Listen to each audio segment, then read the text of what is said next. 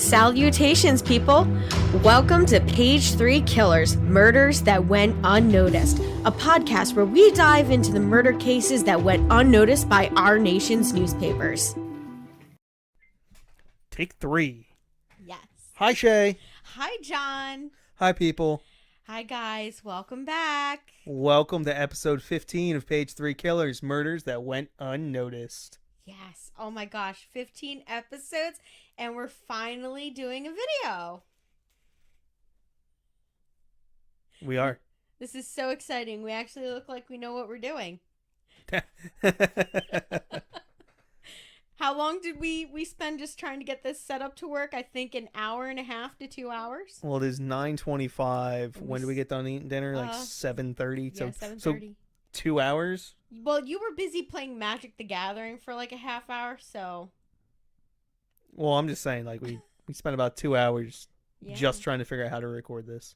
Yeah. So you guys are lucky that we didn't get too frustrated and give up.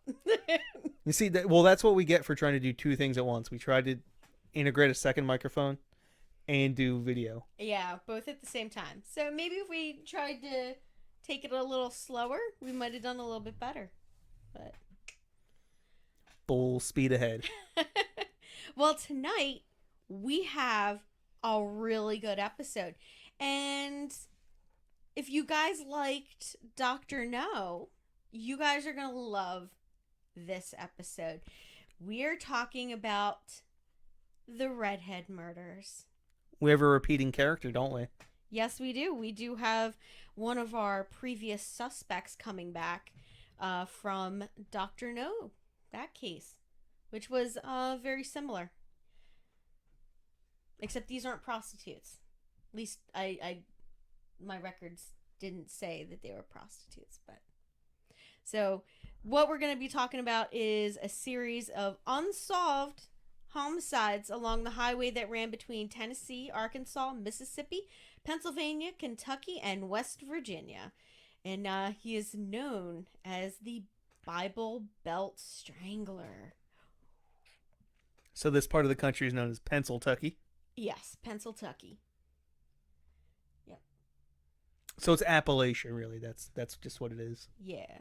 So it runs through there. But before we get too far into talking about this case, hey babe, you want to tell us about our drink special? No. No. You gotta do the drink special. I'm gonna do it now. All right, so we're back with another drink special.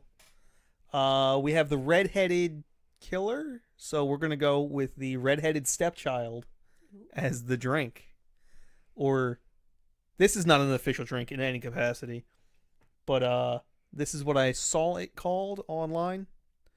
So blame them.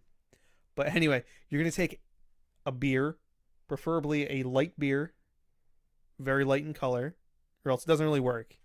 If you get one of those really dark, strong beers, it's not, the color's just not going to work out right. And you're going to basically just do a Boilermaker. And if you don't know what a Boilermaker is, it's a beer and a shot of whiskey. Whatever whiskey you want, preferably cheap stuff, because it's going to mix with the beer. And assuming you have cheap beer, you don't want to ruin good whiskey or good beer. And then, because it's the redheaded stepchild, we are going to few dashes of grenadine, and that makes it red. Ooh. And nobody likes a redheaded stepchild, and I imagine that this cocktail tastes like absolute I mean, I like Boilermakers, so maybe this doesn't taste that bad, but you're just adding a bunch of sugar with the grenadine. Yeah. And you're not into super sweet things. I like sweet drinks. You like more tart. This is about the sweetest thing on the planet right now. What are you drinking, hon? This is a Samuel Smith organic chocolate stout. My. This tastes like a Hershey's dark chocolate bar in a glass. Yeah, you did let me try. I'm not a beer drinker, so I don't like that bitter taste, that bitter tone that you get at the end of a sip. So I don't prefer beer. I prefer hard liquor. Mixed with some juices and stuff. You just like something sugary sweet. Yeah, just like me. Anyway, back to our regularly scheduled programming. All right. So this case takes place around between 1978 and 1992. So this is a longer span of time that we're looking at. So I selected the news year as 1984, which is where the bulk of our murders happen. All right. So do you want to talk about these news cases? No. We have some really cool stuff. All right. Okay, just ignore me. What? I'm sorry, I can't see you. We're usually I said no. You don't want to talk about them? No. Are we grumpy? No. No. Well, turn that frown upside down and make it a yes, because we're going to talk about the news stories next. So our first story was actually one that I remember. Well, I remember hearing about. I wasn't alive at the time. You're remembering 1984? No, I don't remember 1984. But I remember hearing about this. Somebody brought it up in something I was watching. Probably VH1. Yeah, probably. So Michael Jackson on January 27th of 1984, Michael Jackson's hair catches on fire during the filming of a Pepsi commercial. And this is old school Michael Jackson, right? Yeah, this is the good Michael Jackson. Yeah, this is the good Michael Jackson before he got all the those surgeries. And it went crazy. And got his skin lightened and then opened up the Neverland. Yeah. Now that was an interesting one. So then we have on February 26th, the United States Marines pull out of Beirut, Lebanon. Yeah, I believe it was a civil war going on at the time. Yes. And we were just nah, not our circus. And following that, you have the CIA station chief in Beirut, William Francis Buckley, is kidnapped by Islamic terrorists and later dies in captivity. Or jihadist. William Buckley, is that the same Bill Buckley I'm thinking of? I don't, there's no way that could be true. It's William Francis Buckley. I'm going to have to look this up later. Now, March 22nd is probably the most entertaining for me story. So, teachers at the McMartin Preschool in Manhattan Beach, California, are charged with satanic ritual abuse of school children.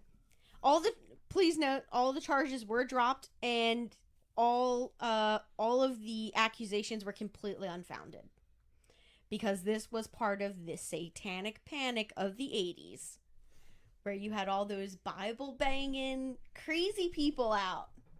All I'm saying is the greatest trick the devil ever played was to make people believe he didn't exist. That's true. But I mean, to accept the belief in one is to accept the belief in the other.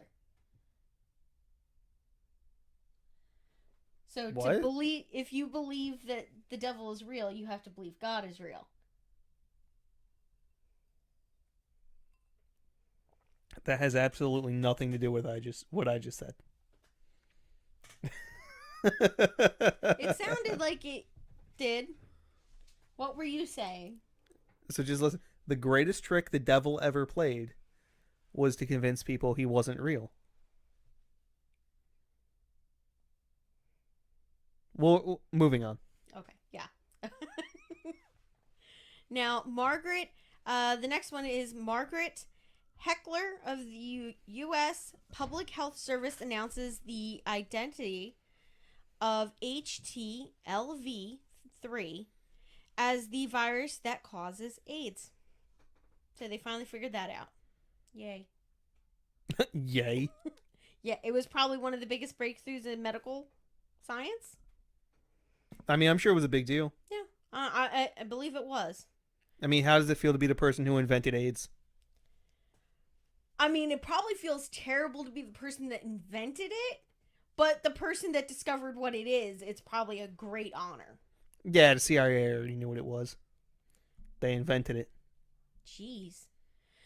We're going down that deep dark rabbit hole, babe. Let's back that up a little bit and go to the next news story before you start going off on it. They killed Bob Marley. We're all aware of that, babe. That has no bearing on this episode.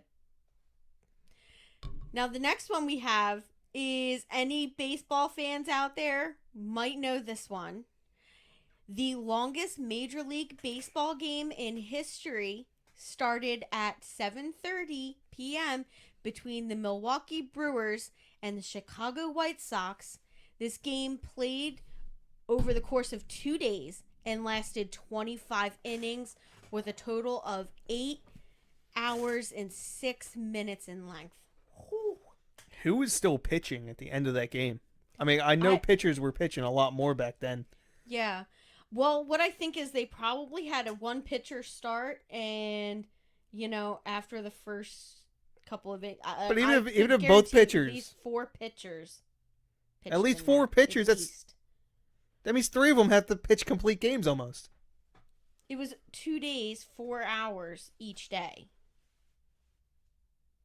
Well, not necessarily. It just lasted just over 8 hours. If they started at 7:30, that puts it at. Ended up before 4 o'clock in the morning. 4:36. Or 3:36. Yeah, but I mean, total, yeah. I mean, there would have had 4 pitchers on each side, so 8. I don't think you watch enough baseball to understand what I'm trying to say. You're driving me crazy, boy. What happened next? All right, so the next thing is, now this was probably the government. I'm just saying this was definitely the government. Crack cocaine, a smokable form of the drug, becomes widely used in Los Angeles area and soon spreads across the United States and causes what is known as the crack pandemic. Oh, you mean that time that Ronald Reagan decided to wage war on poor people? Yeah, ship a bunch of cocaine into the inner city. Yep. So they could say that there was a difference between crack cocaine and regular cocaine instead of arresting black people? Yes. Yep, that happened. Mm-hmm. Now, who discovered that? What, crack? The crack was discovered in the 70s. It's like baking soda. You mix baking soda with cocaine. And how does that accidentally happen? Is some guy just making his crack and then just knocks over by accident? You clearly don't do enough cocaine to understand that all that happened was that someone had some cocaine, there was some baking powder, and they couldn't tell the difference at the time. And they got mixed up. And boy, I'm not getting into the details. And it was probably just someone who was doing cocaine and then there was let's try this. Like you do. Like you do when you're doing cocaine. Oh my god. That's pretty ridiculous. Now those are all our, normal stories. News stories. Now let's talk about our seedy side of 1984. And we got some good ones. I don't know any of these. You don't know any of these? Oh, man, I'm about to tear you up with this, okay? So I know pretty much... I'm sorry, I know the McDonald's. I know the McDonald's. So let's get into those. So on February 24th, Tyrone Mitchell kills 2 people at 49th Street Elementary School in South Central Los Angeles, California. So we got a school shooting happens. Now, on July 18th in Sayre, California, 41-year-old James Oliver Herbity sprays a McDonald's restaurant with gunfire, killing 21 people before being shot and killed. Now, that one was huge. Burger King, all McDonald's nationwide, Burger King nationwide, they all shut down In fact, all fast food restaurants, they shut down in solidarity to support McDonald's. That'll never happen It again. would never happen now. We're too much of a what is that? Capitalistic country now. So, I mean, we're always capitalists at that point. But yeah, so that happened. 21 people died, and that one's crazy. He just like had like a midlife crisis and then a mental breakdown. Like he was like going through a divorce and a whole bunch of other things, and he just decided to take it out on a bunch of random people at McDonald's. And then a few years later, Whack-Donald's got shot up. Jacked up, yeah. Which is crazy. Do you get that reference at all? Samuel L. Jackson from Coming to America. I've never seen that movie. Everybody freeze. Everybody down on the ground. Well, what do you want us to do? You've played this for me before. Do you want us to freeze or get on the ground? Well, which is it, young feller? You wants it I should freeze or get down on the ground? Get down on the ground. Nobody knows that. It's a local rapper. All right, and then the next one, we have the 6 death row inmates at Mecklenburg Correctional Center in Mecklenburg County, Virginia. Include 6 inmates who were on death row break out of this prison, including James and Lidwood Brayley, escape, and they are all recaptured and all executed. Eventually. Oh, they were already on death row. Yeah, okay. they were I was about to say, on man. death row. Yeah, so a bunch of death row inmates, who were in for violent crimes, escaped from a prison. I don't understand how that happens. How do these men have time to talk to each other? I thought they were like in solitary confinement. Like I thought it was like a special wing of a prison, but I guess that's a fairly newer concept. Like maybe they didn't do that. No, they're always been segregated. Yeah. Well, I knew that they were segregated from the general population of a prison, but I didn't know, like, I assumed from, like, movies and stuff, you know, that, and television shows, that it was, like, they were segregated within that as well. Like, they weren't allowed to interact with each other. Kind of thing. So how do you plan, You can only do so much to stop it. Yeah. To stop them talking to each other. Oh yeah, I've like seen like documentaries where they're just like where they show how the women's ward will send letters to the men's side. By documentaries, do you mean you've watched Shawshank Redemption? No, it was actually Life Behind Bars on Nat Geo. Okay, because Shawshank Redemption is my my go-to documentary for prison life. It's like we're all innocent here. Now, the next one is a capital punishment one. So, Velma Barfield becomes the first woman executed in the United States since 1962 in Raleigh, North Carolina. She must have done some really messed up stuff. Yes. We really don't like killing women. No, we don't. So, maybe that's a mini right there. Maybe. Because that's a 22-year gap. Yeah. Well, the next one is the one that I find the most interesting, and I will definitely be doing a mini on this one. So on December 22nd, we have the 4 African-American youths get onto a express train in the Bronx borough of New York City.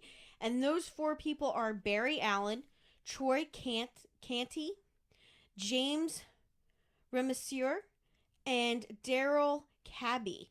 And they attempt to rob Bernard Goetz, who shoots them. He literally just shoots all 4 of them. I believe 3 of them died, 1 survived. And he was like paralyzed from the waist down, and couldn't walk anymore. And this is why you can't have a gun in New York. And the event started a national debate about urban crime, which it really plagued the United States in the 1980s.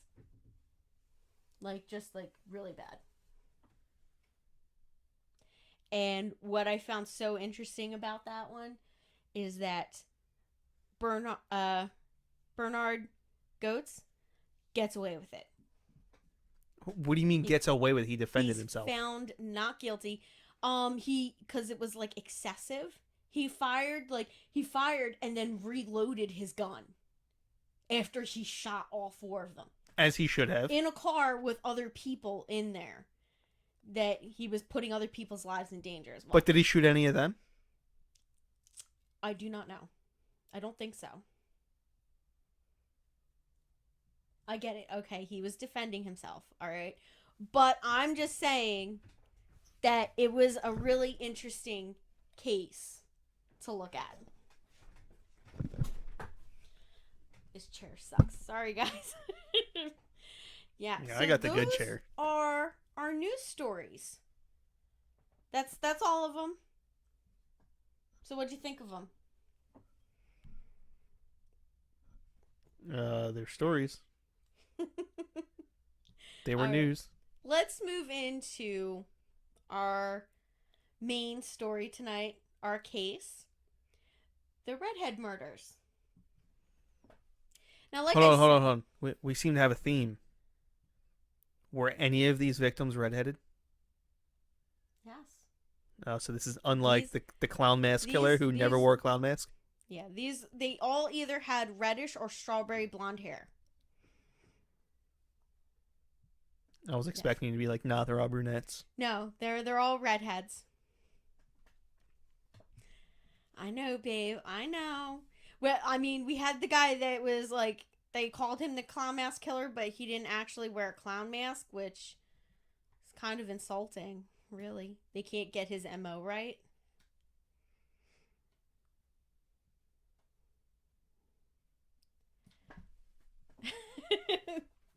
All right, so let's talk about our first victim. So our first known victim is Lisa Nichols. And she was found on September 16th, 1984. The body of our victim was found and later identified as a 28-year-old Lisa Nichols. She was found along Interstate 40 near West Memphis, Arkansas. She was wearing only a sweater, and she was a resident of West Virginia. Authorities were not able to identify and contact her family members for quite some time, and it indicated that Nichols was estranged from her family at that time. Now, she was unidentified for about a year. She was identified in June of 1985, 9 months after she was strangled to death. And how they identified her was by fingerprints. Now, common characteristics that links her with the other victims is that she had the correct hair color. She had a reddish hair color, and many of the victims shared that, and they also had they either had a reddish hair color or strawberry blonde hair color. And she was found along a highway. Now, she was identified by a couple from Florida who had allowed her to stay with them. And Nichols had been murdered after leaving a truck stop along the highway and may have attempted to hitchhike. So she was a hitchhiker. So that is our first victim. You got anything? Don't hitchhike. Yeah, it's a terrible idea. Hitchhiking is probably not safe. Stop being lazy and safe. just walk your ass wherever you need to go. I'm just saying it's too dangerous. But I mean, if you're going to put yourself in that dangerous situation. I thought you said these weren't prostitutes. They're not. She's a hitchhiker. Close enough. Probably. Yeah, okay, I see your logic, but I don't agree with it. Hey, it's ass, gas, or grass, and guess what? She probably doesn't have. Grass or gas? I'm just saying. Now, our second victim is found on January 1st, 1985. This was a body of a woman who was found near Jericho, Tennessee, in Campbell County. She was found down an embankment off the southbound side of Interstate 75. The remains were in an advanced state of decomposition, and she had been killed approximately 72 hours before that. And she was also a victim of strangulation. That makes no sense. An advanced state of decomposition in only 72 hours? Yes. I mean, babe, out in the wilds, I don't think you understand exactly what happens. When the temperature fluctuates, it causes decomp to happen more rapidly. And we're talking Tennessee, so the temperatures at night are dropping really low and then warming up. Plus, you got animals, you got scavengers. Like, you got a lot of wildlife out there.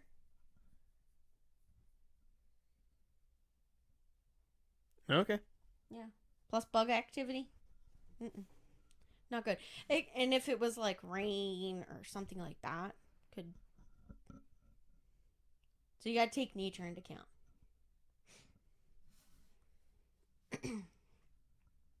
Now, she was also strangled. There was fabric found knotted around her neck. That was probably like a tourniquet that she was strangled with.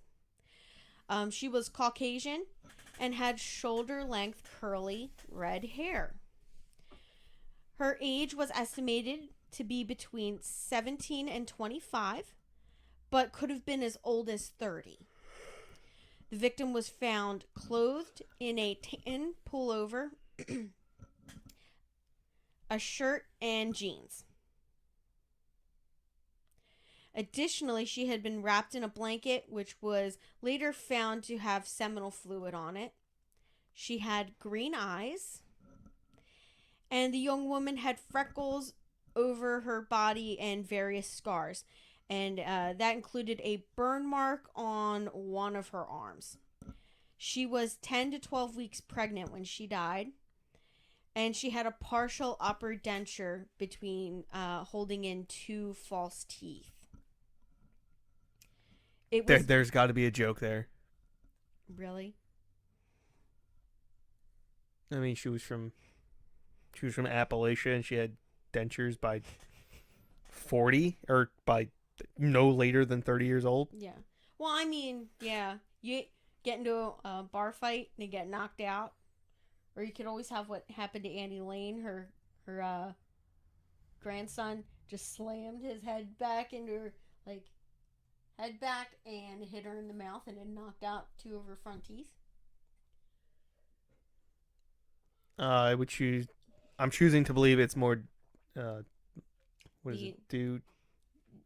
Poor dental hygiene. Dew mouth? Is that what they call it? Mountain mouth? Hmm. It's all the people up in the Appalachia drink too much Mountain Dew. Rots out their teeth. Yeah. That might be it. But I'm gonna reserve judgment on that. That's one. not what I do. I know you don't. I jump to all the worst conclusions all the time. Now, it was believed that she was between 5'1" and 5'4" when she died, and was approximately 110 to 115 pounds. How do you not know how tall someone is? Well, I'm just I'm asking. Throw this out, babe. You know, animals come by and they yank a body part off and they drag it off somewhere. You gotta like yank both body parts off, and yeah, that could have happened. I think when they say advanced state of decomp, I think they mean like not together anymore. I don't know why I just whispered that into the mic. That's terrible. Yeah. So on September 6th of 2018, the Shelby County Sheriff's Office announced that the victim had been identified by fingerprints as Tina Marie Mckenney Farmer of Indiana. She was 21 or 22 at the time of her death and was last seen in Indianapolis, Indiana. According to a trucker said to have been heading to Kentucky. And she accompanied a trucker who had been heading to Kentucky. Farmer had one daughter prior to her disappearance in 1984. She was reported missing by her family at the time, yet authorities in Indiana did not enter her into the National Missing Persons Database. The state did not have a law requiring them to put any unidentified victims into the database. So they just didn't require their enforcement to enter them in. How stupid is that? That's pretty common. I guess so. I mean, even today, not all local jurisdictions enter their information in national databases. That's crazy. I don't understand why you wouldn't want to use something that could help you. Like, I mean, part of the problem when a case goes unsolved for so long is because there's nobody pushing the police to investigate because they're unidentified. You don't have a family that's bugging the fuck out of you. So it's not a high priority. Plus, you don't know where to start when you don't know who the person is. Like, you just don't have a direction. You don't know this person. You don't know their name, their identity. So how are you supposed to find people that knew them? Ask everyone. Well, that might be a little hard, asking every person in the United States or the state.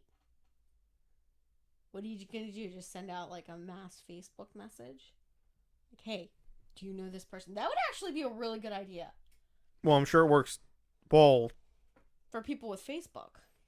I don't know how much law enforcement can get away with that, but yeah.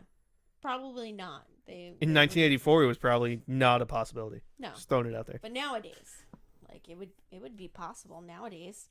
Yeah.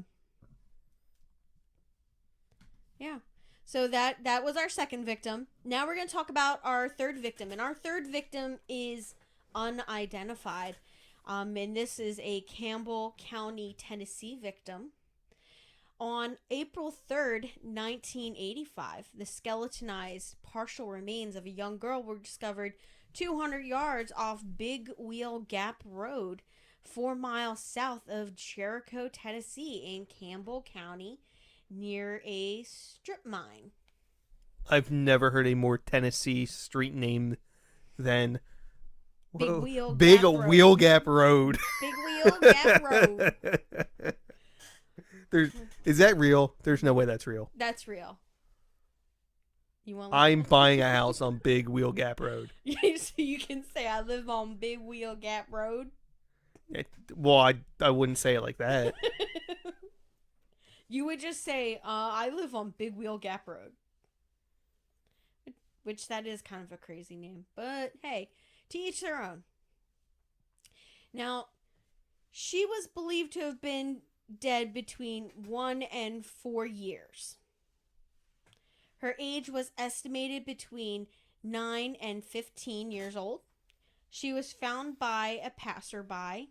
That seems kind of suspicious to me. It's like, how do you just pass by and like notice a body that probably tons of people have passed by before? Well, you don't know how busy Big Wheel Gap Road is. Like, well, one thing that they most things did not clarify was whether she was like found in woods, like off the side of a road. I would assume off the side of a road. And I'm just like, how? She was stuck in one of them big old wheel gaps. Yeah, must have been. Who knows? I'm just saying, I don't know. I think that whoever found that body should be a suspect. The cause of death was undetermined, obviously because of how decomposed the body was. I mean, it was mostly skeletonized remains. So there was no flesh or anything like that. So there's no real way to tell, unless there's, a stab wound that went through a bone or something like that. There's no way for them to really tell once the flesh is gone. They did attempt a facial reconstruction, and her skull was complete enough for that, so they do have a sketch. The necklace and bracelet that she was wearing were made of plastic buttons and was found nearby her body, as well as a pair of size 5 boots and a few scraps of what remained of her clothing. These items may or may not have belonged to her. Her hair color and eye color are unknown. Her age range is below the median for the other victims, but the characteristics of her death caused them to link her to it. So just like I'm assuming that it's because of the location, and the time frame that she died, and the fact that she was found with a knotted piece of material cloth that was tied around her neck, just like our other 2 victims. So they assume that that's sort of an MO. Now, recent forensic review of the victim's remains indicated that she was not native to the area where she was discovered. Tests show that she was likely born in Florida or Central Texas and had later lived in the Midwest, Rocky Mountain state, the Southwest, or the Pacific coast. I can only guess that's from like dental records. Like I think the mineral. the mineral contents. Yes. So that is how or they bones. do Yeah, it's like the bone. Teeth or bone. So yeah, Yeah. you're in the right zone. I wouldn't fault you there. So yeah. So she is still unidentified. Although they do make her sound like she's a flower. Like she's not native to this part of the country. Yeah. Yeah, true. I don't know. It's just kind of sad. It's like they don't know where. They knew the places that she had been to, but that's all. I guess like I don't know, Florida and Central Texas. What do they have in common?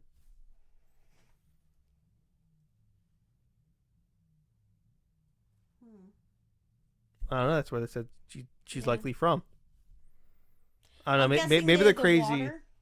They're like crazy conspiracy theorists. They're like, this lady doesn't have any fluoride. And all this crazy like down in Florida. Hard water, maybe. Well, yeah, I know Florida's got like wicked mineral water, but so does the Jersey Shore. Yeah. Well, I would assume maybe Texas might. So maybe that's, why they can nail it down to like that region. Now we're going to talk about our next victim. I believe this is victim 4. And this is the Cheatham County, Tennessee victim. And this one here is also unidentified. Now, she was found on March 31st, 1985. And this was a skeletonized body of a red-haired female. Was found in Pleasant View, Chatham County, Tennessee.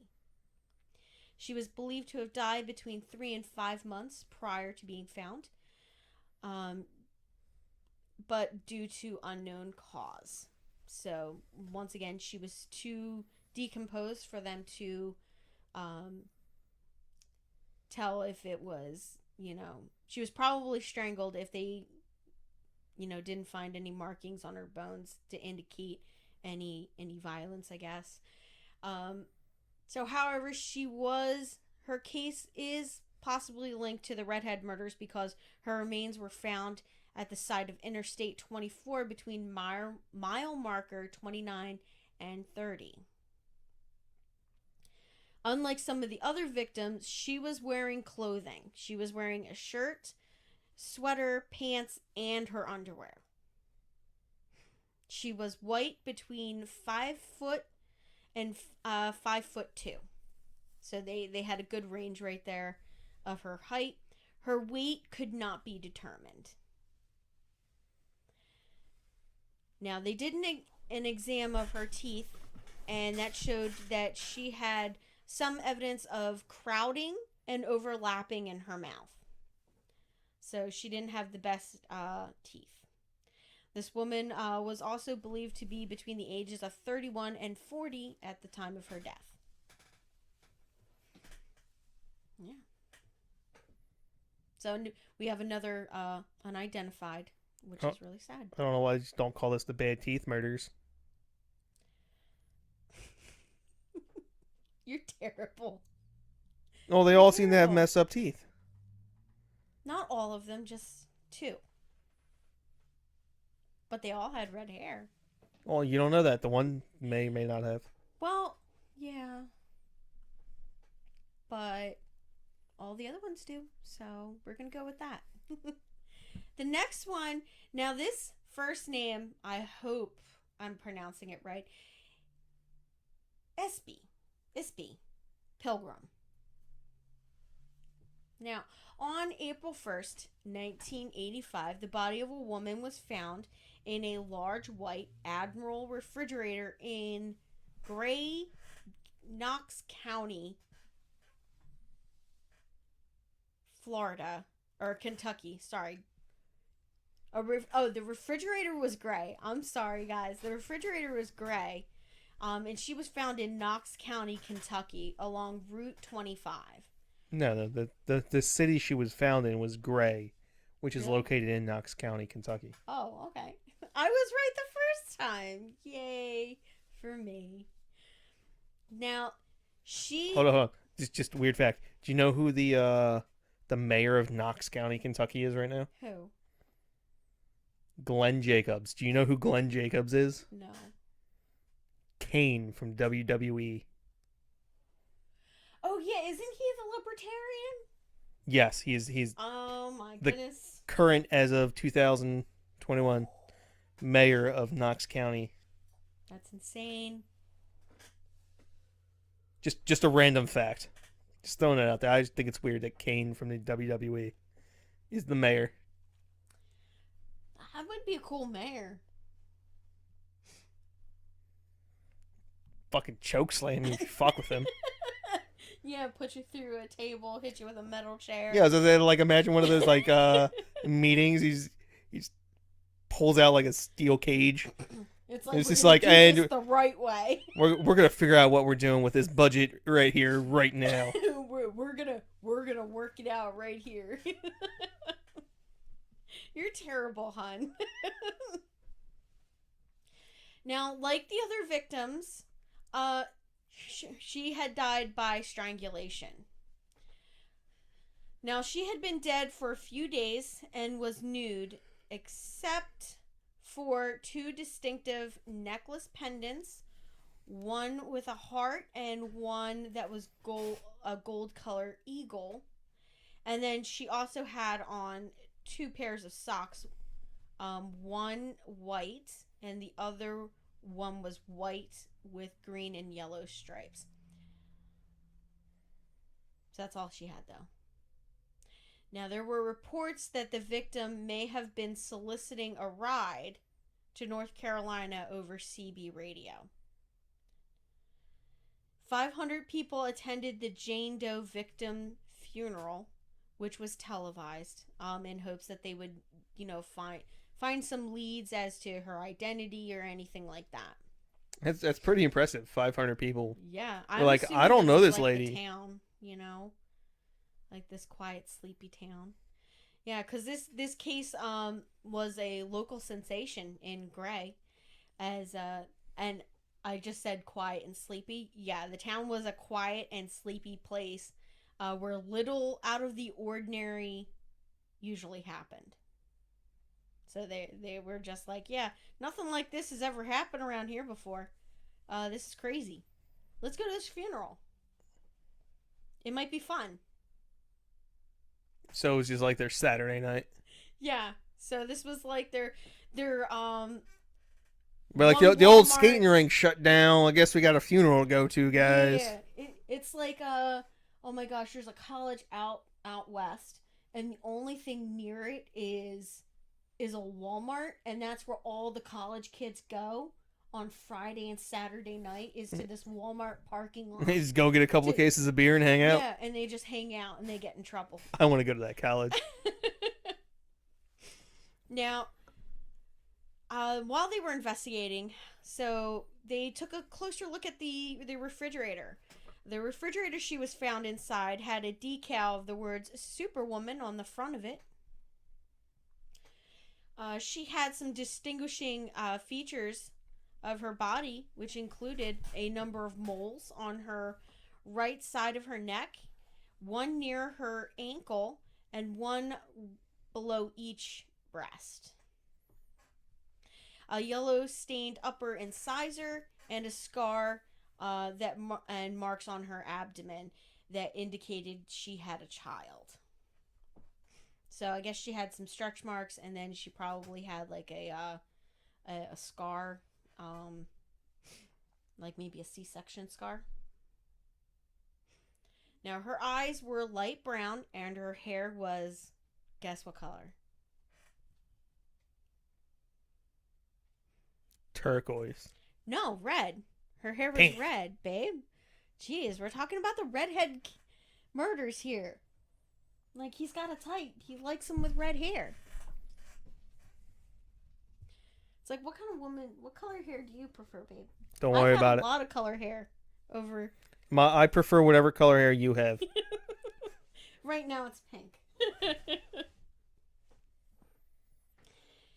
Now, her hair was red and nearly a foot long, which fit the pattern for the Redhead Murders. After the autopsy, the victim was determined to be between 24 and 35 years old and approximately 4'9" to 4'11" tall. So she was like my height. It was also possible that she owned a pair of boots found near the refrigerator. Several missing persons have been eliminated as possible matches for this victim. After the case was publicized in January of 2013, the police received some tips, but it is unknown if they were solid leads. On October 1st, 2018, the Knox County Sheriff's Office announced that the woman had been positively identified as Ipsy Regina Pilgrim of West North Carolina. A DNA match was made between her and her grown daughter, who said her mother disappeared when she was only 6 weeks old. Pilgrim also had 4 older children as well. So that is our last known victim of the Bible Belt Strangler. Now, we do have a few suspected victims, okay? So these are victims who are possible. They're able to, they have some of the same characteristics as the other victims.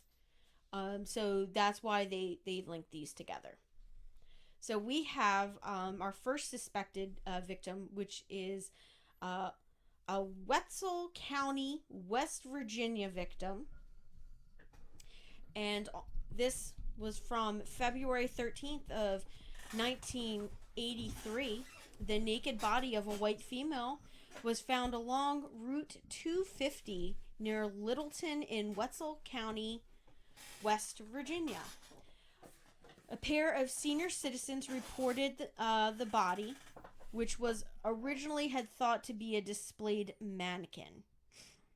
The body had been placed in the area recently as snow was on the ground but not on the body. Police said that the tire tracks and footprints nearby indicated that she was transported to the site after death from another location. So, does this sound familiar to anything else? Yeah, if you're alluding to that Dr. No case, then yes. I am. One of the victims was thought to have been killed inside the vehicle and then tossed outside of the vehicle. Yeah, that went all the way to West Virginia? No, that was up near Chicago. Yeah, it was like Buffalo to... So theirs was Pennsylvania into Ohio. Like, I know West Virginia's not that far away, but... Yeah, it's not that far away. It could have been a track, for a truck driver. So it sounds very similar to me. But did she have red hair? We're about to get into that. Now, after an examination, they concluded that she had died about 2 days previously and was not a victim of sexual assault. Her cause of death was undetermined. Her hair was auburn, so reddish brown. By 1985, she was linked possibly to the other redhead women found as homicide victims whose deaths seemed to be related. She was estimated to be between the ages of 35 and 45 and seemed to be on the older side of that victim group. So they're not sure if, she 100% is one of the Redhead Murders victims. Because usually serial killers will have a particular range. So we have two so far that, the one was thought to be 15. And she's thought to be as old as 45, which is quite a big gap in time, in age wise.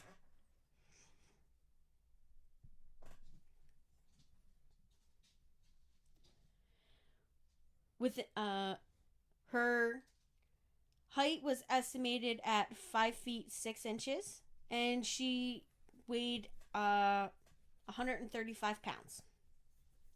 Her eyes were presumed to be brown, although post-mortem changes may have affected her eye color.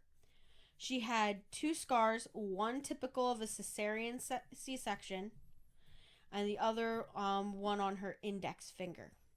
The woman's leg and underarm were shaved, indicating attention to grooming, not characteristics of transients or hitchhikers. Witnesses described a middle-aged white male about 5 feet 10 inches, weighing 180 to 200 pounds, near the area where the body was found. The victim may have been seen alive in Wheeling, West Virginia, as an employee or customer at a bar. The West Virginia authorities are skeptical of whether the victim is related to the others in the Redhead Murders.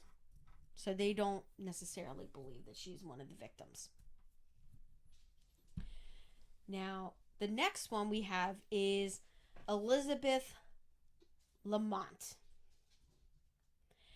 And she was found on April 14th, 1985. She was a white female, and she was found near Greensville, Greene County, Tennessee. She was determined to have been killed between 3 and 6 weeks prior to being found by blunt force trauma and possibly a stab wound. Her body was in an advanced state of decomposition. Police were able to obtain her fingerprints as well as DNA and dental information. She had been approximately 6 to 8 weeks pregnant shortly before she died, but had miscarried before her death. She was estimated to be 14 to 20 years old, but as old as 25. She was approximately 5 feet 4 inches to 6 feet or 5 feet 6 inches tall, with a weight of 130 to 140 pounds. She had a slight overbite and had some fillings in her teeth, showing that she had dental care in her life, and her fingernails had pink polish on them. Because she had light brown to blonde hair with red highlights, her case was thought to be a possible related case to the Redhead murders. Authorities hoped in late April 1985 that they would identify her body through fingerprints, but they were unsuccessful. 6 missing women were ruled out as possible identities of the victim. She was not identified until November of 2018, when officials announced the victim was New Hampshire native Elizabeth Lamont. She was 17 at the time of her death. She had disappeared on April 6th, 1984, and she was identified through a DNA match after her DNA profile was obtained after a DNA profile was obtained from Lamont's family by New Hampshire police in 2017. She had been staying in a group home in Manchester, New Hampshire, and she left and never returned to her family after gaining her furlough. So basically, she got released from the program, and she just didn't go back to her family. Now, Lamont's family was initially asked for a DNA profile to compare to the adult women victim of the Bear Brook murders, and which was an unidentified girlfriend of the suspect, who went by the alias of Robert Evans, was known by the first name of Elizabeth. So they assumed that victim of Robert Evans was Lamont, but it turned out that did not match. Now, Robert Evans was later revealed to be a serial killer named Terry Rasmussen, who was one of our suspects from Dr. No. Now, let's get into the investigation. This is a long episode. I'm so sorry. It is believed that most of the victims remained unidentified due to being estranged or not close to existing family members. They also may not have been native to the states in which they were found. In 1985, not long after the Greene County victim was found, the state of Pennsylvania, Tennessee, Arkansas, and Mississippi requested the Federal Bureau of Investigation to assist with these cases. There were inconsistencies among some of the victims, characteristics of the crime scenes, and some were found with or without clothing, and some had been had sexual encounters before their death, and others did not. During the conference that they had, it was stated that 4 victims found in Texas and a victim found in 1981 in Ohio, nicknamed the Buckskin Girl, later confirmed to be Marcita King, were ruled out in 1985 as possible victims of the Redhead murders. Possible suspect emerged circa 1985 when a 37-year-old trucker, Jerry Leon Johns, attacked and attempted to strangle a woman with reddish hair. Pandora, come here, babies. Pandora wanted to come in and say hi, guys. Here, pick her up. She's just gonna keep bugging us. You want to bring her up here? No. All right, so let's keep going. We're gonna try to get some more of this done before Kitty goes insane again. Now, Johns was a truck driver who resided in Cleveland, Tennessee before his arrest. And in 2019, DNA evidence, semen found on a blanket wrapped around Farmer's body, identified convicted kidnapper Jerry Leon Johns as the man that killed Tina Marie Farmer in December of 1984. At the age of 67, Johns died in prison in 2015. He left his victim lying near a highway, presumed that she was dead.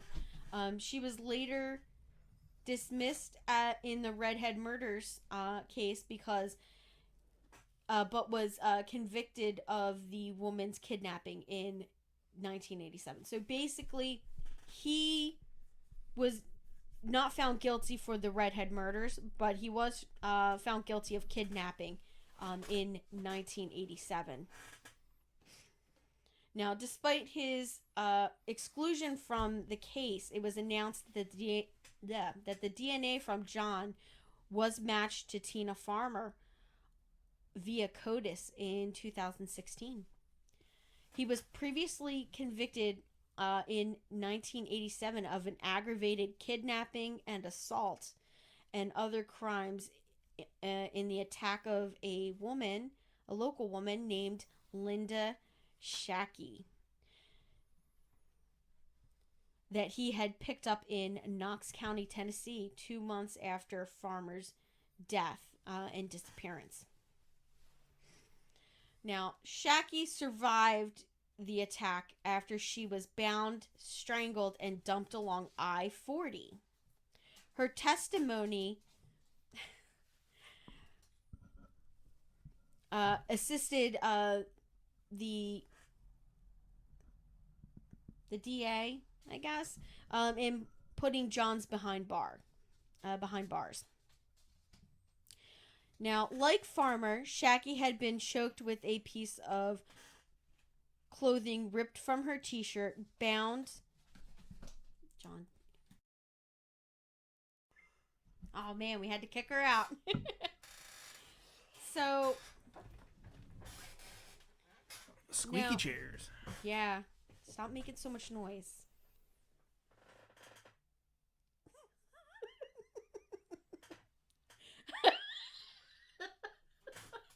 I feel like you're doing it on purpose. No. Now, he was, okay, I lost where I was. Now, Shaki's testimony helped secure a conviction for Johns. So, she survived the attack. She had been bound, strangled, and dumped along I-40. Her testimony helped put Johns behind bars. Like Farmer, Shaki had been choked with a piece of cloth ripped from her t-shirt, bound and left for dead inside a storm drain under I-40 near Watt Road. Now, Linda Shaki was an exotic dancer in 1985 at the Catch 1 off Interstate 40. It was a lucrative profession, sometimes bringing her $1,000 a week.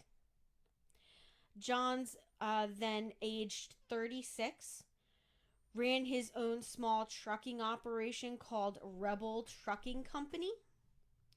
He and his brother Wayne Johns went to the catch the night of March 5th, 1985.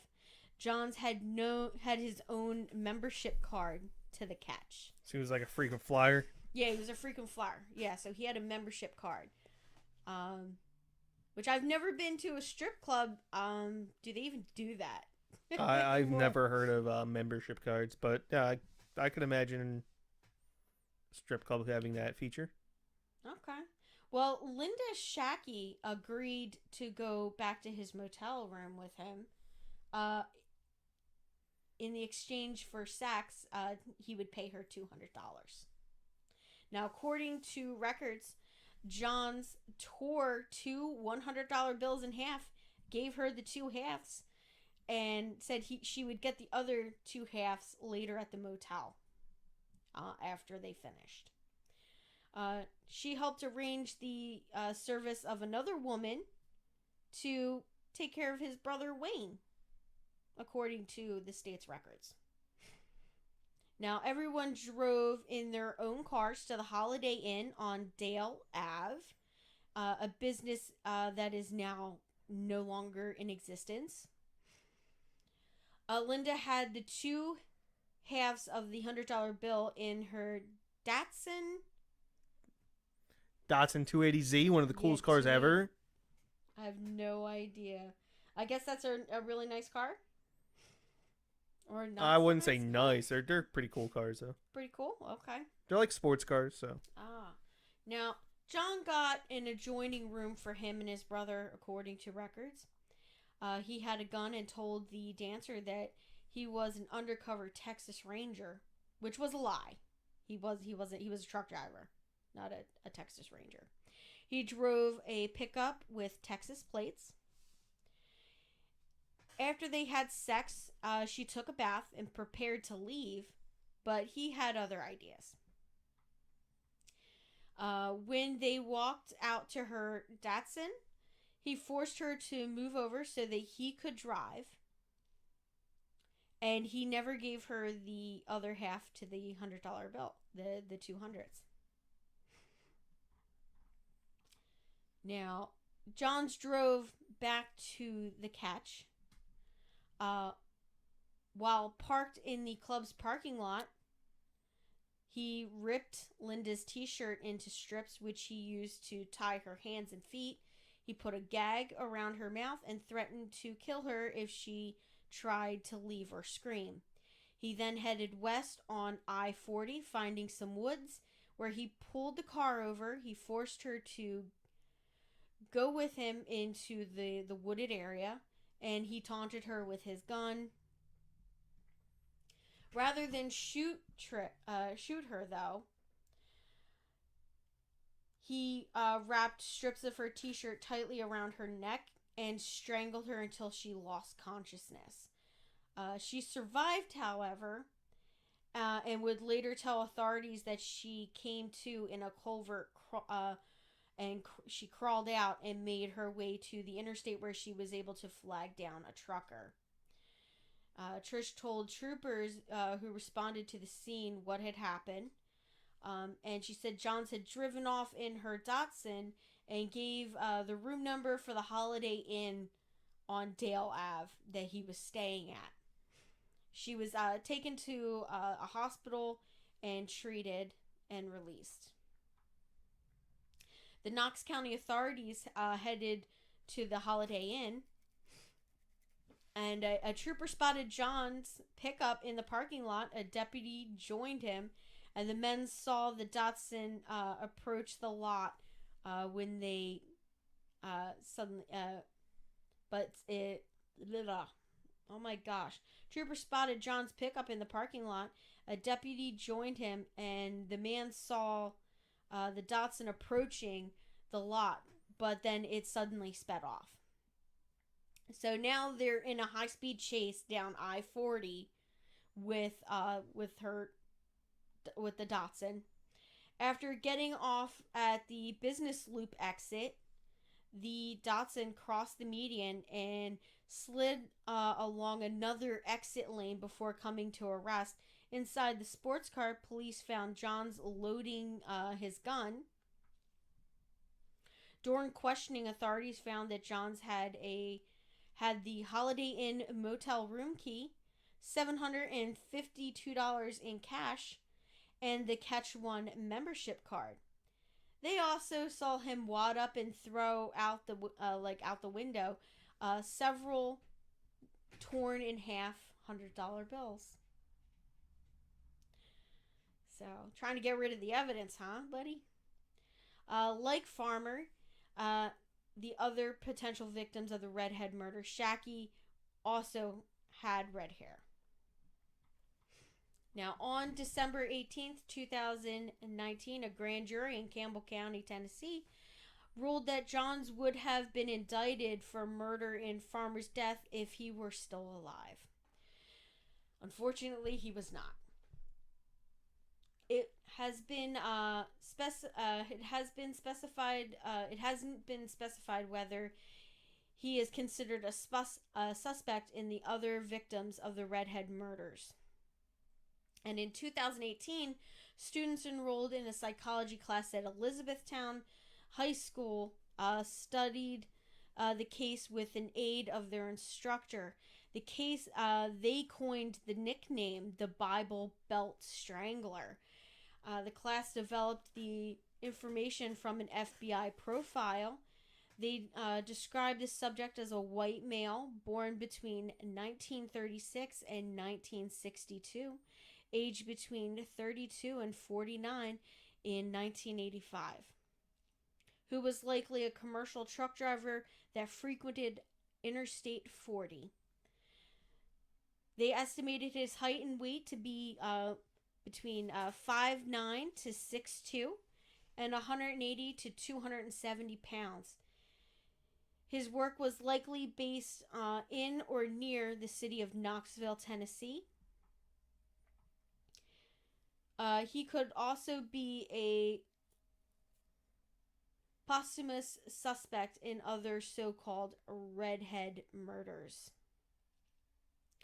Police have always said it made sense that a truck driver may have been the person responsible for the redhead murders because the victims were scattered in locations and often were found near a roadway. The Tennessee Federal Bureau of Investigation, the Tennessee office of the FBI, said that they cannot say the evidence all points to Johns, but they say they will continue to investigate. These cases remain open. So we don't know who done did it.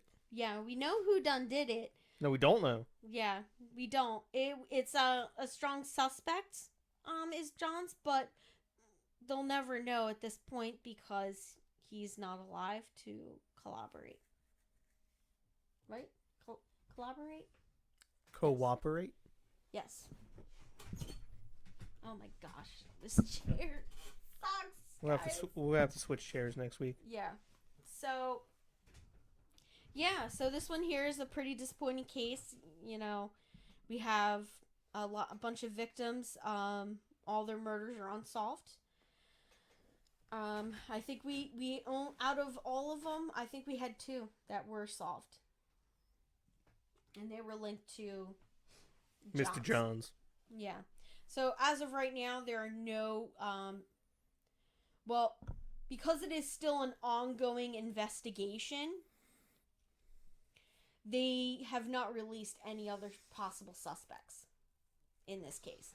So as of right now, unless there's an update, this year or the next year or so, or next couple of years, we probably won't ever know who committed these murders. I guess that's why I went unnoticed. Yep. Okay, guys. So John is really confused. He was just asking me, why did we just talk about this Johns fellow? Well, I understand why we talked about the Johns fellow. I don't understand why we talked about the other lady. Why we talked about the other lady? The stripper. Because her case is what gets them to solve the other one.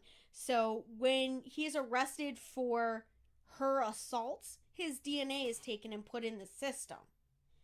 And so they start testing that and running it through CODIS, and it pings and hits on Tina Farmer's murder, who was one of our first victims that we talked about. Now, there was a blanket that had been wrapped around her body, and they found seminal fluid on it, and it matched his DNA. So that's why we talked about it. So do you get that? Yeah, sure. Is that easy to understand? So the fact that he tried to commit a second murder, well, possibly he could have committed more. We're going to say he committed 2 for the sake of this, because he was not found guilty of any of the other ones. and he was only found guilty of the assault and attempted murder on Linda Shaki, because he died before they had the DNA results that matched him to Tina Farmer,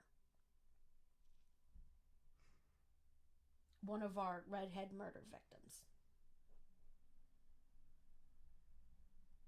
Okay. Okay. You look so pensive.